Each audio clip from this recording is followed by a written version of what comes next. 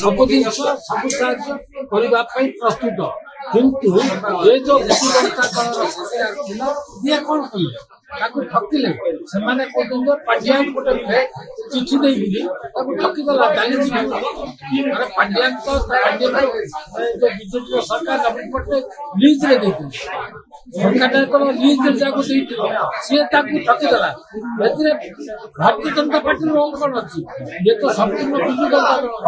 ମୁଁ ଏଡଭାଇସ୍ କରୁଛି ତାଙ୍କୁ ସେମାନେ ଯାଇକି ନବୀନ ନିବାସ ଭିତରେ ବସନ୍ତୁ, ନିବାସରେ ବସନ୍ତୁ, ପାଣ୍ଡିଆନକୁ ଖୋଜନ୍ତୁ, ତାକୁ ଡାକନ୍ତୁ, ପଚାରନ୍ତୁ କିନ୍ତୁ ଖାଇକି ଦେଲା ଓ ବେସିସ୍ ଉପରେ ସେମାନେ ଆମ ସରକାରଙ୍କ ଉପରେ ଲଦିବେ। ସେମାନେ ପୁରା ତାଙ୍କ ପାଇଁ ଚାକିରି କଲେ ନାହିଁ, ଯିବା ପୂର୍ବରୁ ମଧ୍ୟ ତାଙ୍କୁ ଠକିଦେଲେ।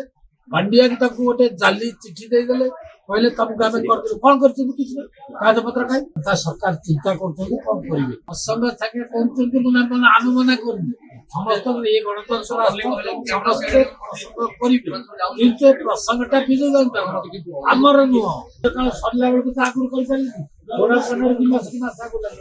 ଆଗରୁ କଣ କରୁଥିଲେ ଜାଣିନଥିଲେ ସମାଜ ସେବା ବହୁତ ମଜଲିସ କଲେ, ଟଙ୍କା ହଲିଉଡ କରିକି ଖାଇଲେ, ଏମବିଆର ତାଙ୍କର କିଛି କଲେନି। ଏବେ ରଡି କରୁଛନ୍ତି। ଏବେ ରଡି କଲେ କଣ ହବ? ଶାସନ ଥିଲା ତ କିଛି କଲେ, ସିଏ ଥିଲେ ସରକାର କାହିଁ କଲେନି? ଆମେ ତ ଆସିଲୁ 3 ମାସରେ। ଚିନ୍ତା କରୁଛନ୍ତି, ଦେଖୁଛନ୍ତି, ଯାହା ଜବାବ ଦରକାର, ଯୋଉ ପ୍ରକାର ନିଷ୍ପତ୍ତି ଦରକାର ସରକାର ନିଶ୍ଚିତ ଭାବରେ ଠିକ ସମୟରେ ଠିକ ନିଷ୍ପତ୍ତି। ଏଥିରେ କୌଣସି ପ୍ରକାର ଦ୍ୱନ୍ଦ୍ୱ କରିବା